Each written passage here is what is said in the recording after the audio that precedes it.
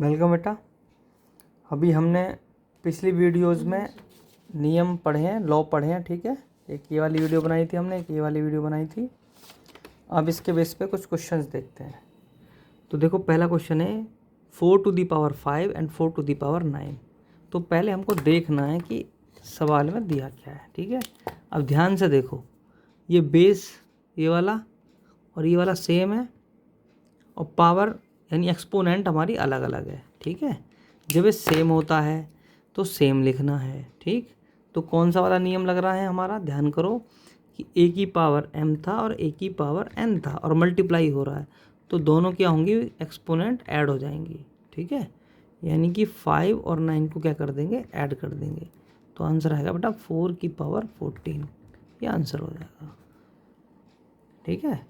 4 into 4 into 4 into करके ऐसे पूरा मल्टीप्लाई करने की आवश्यकता नहीं है, बस 4 to the power 14 is the answer, because we are studying the chapter of exponent and powers and we have to represent all the our answer, our data in the form of exponent and power, है ना। क्योंकि exponent and power का chapter है तो हमको उसी format में answer देना है, ठीक है। शॉर्ट फॉर्म में देना है, एक तरह से समझ लो, ठीक। अच्छा, अब अगला है a की पावर 4 है, b की पावर 4 है। यहाँ देखो a अलग है, b अलग है, पावर सेम है, ठीक। तो a इंटू बी और उसकी पावर 4, ये हमारा आंसर हो गया बस। क्योंकि a और b मल्टीप्लाई नंबर्स हैं अलग अलग, ठीक है। मल्टीप्लाई तो होंगे नहीं, ज़्यादा से ज़्यादा a b लिख सकते हो बस, ज़्यादा से ज़्यादा हो जाएगा a b, इसके आगे सॉल्व नहीं होगा, ठीक है। शॉर्ट फॉर्म में अगर कहें तो आगे सॉल्व नहीं होगा, हमें एक्सपोनेंट की भाषा में इतने उत्तर देना है, ठीक। अब तीसरा क्वेश्चन देखते हैं। यहाँ पे ध्यान दो, 3 टू दी पावर 4 है, पहले एक पावर ये हो गई और दूसरी पावर ये हो गई, दो पावर हो गई ना। तो पावर के ऊपर पावर, टोपी के ऊपर टोपी, छत के ऊपर छत।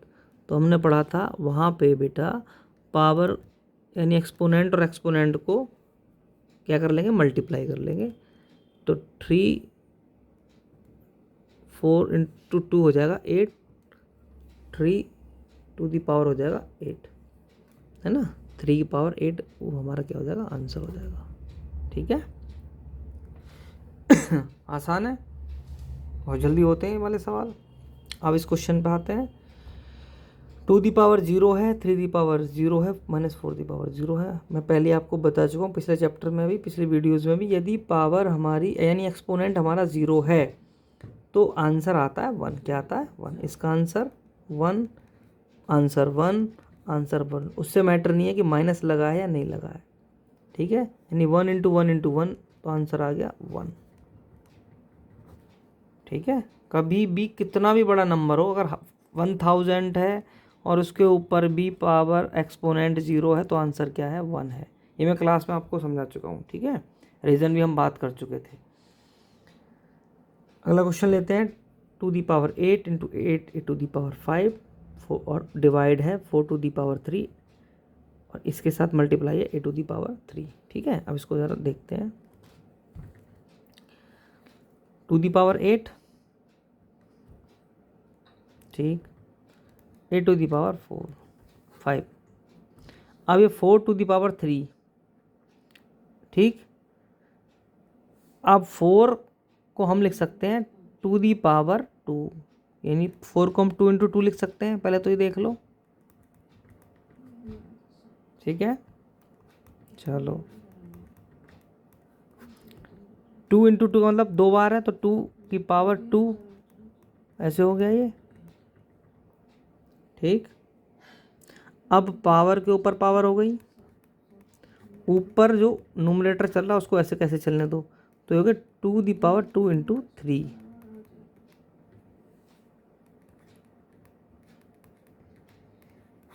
तो 2 दी पावर 6 और ए टू दी पावर 3, ठीक है।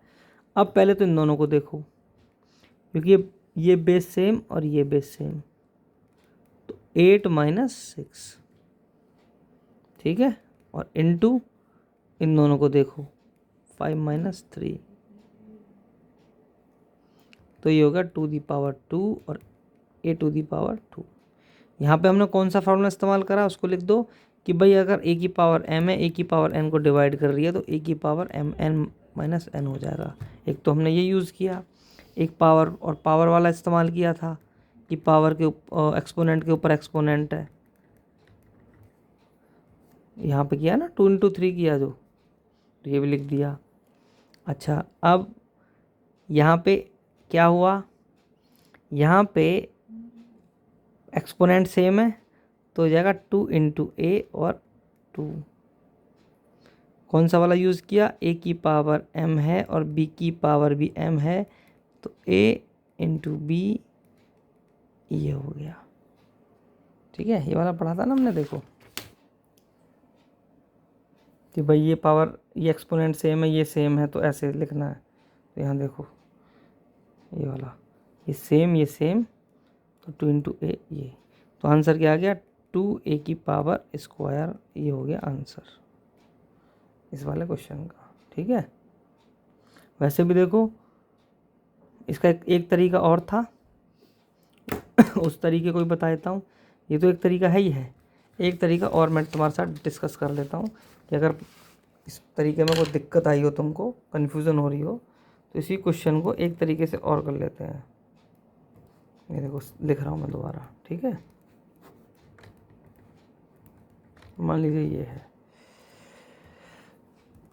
अब इसमें क्या करो भाई, 2⁴ है, इसको 8 बार लिखो 2 को, 1 2 3 4 5 6 7 और 8, 1 2 3 4 5 6 7 8। ठीक है, चेक ज़रूर करते हैं।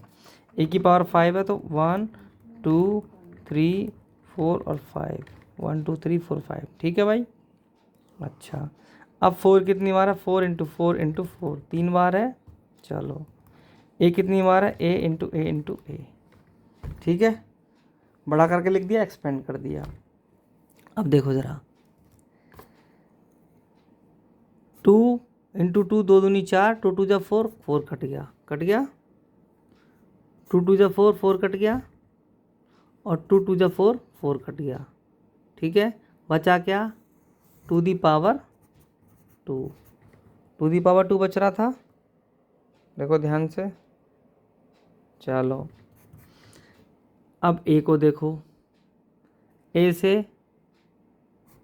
a कट गया, a से a कैंसिल, a से a कैंसिल, कितना बचा, a⁴ देखो सेम है, अलग अलग है यहाँ पे।